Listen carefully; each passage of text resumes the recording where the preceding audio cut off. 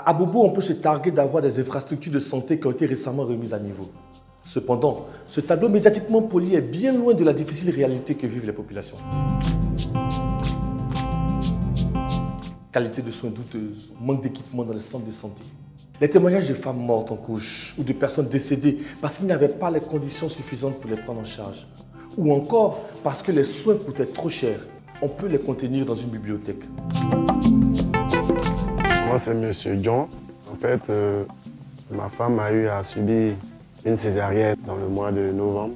Je me suis dit que l'accueil, quand on dit une urgence, doit être une urgence.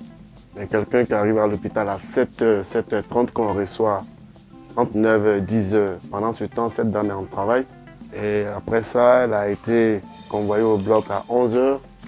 À 11h, par là, l'enfant n'est pas resté. Si on n'arrive pas à s'occuper de cette personne comme pas d'argent, je crois que la notion humaine n'a pas son sens là.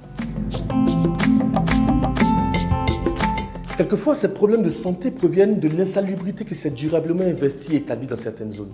Je me souviens du quartier Coulatier de sa mer verte.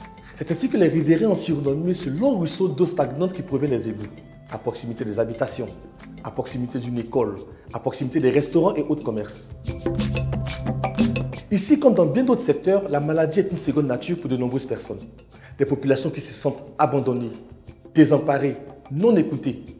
Pourtant, il s'agit là de questions d'hygiène et de santé publique. Avenue Casa aujourd'hui, que nous avons surnommé Avenue Kaka, et dans la rue qui mène au collège des Pionniers est appelée rue Bodji.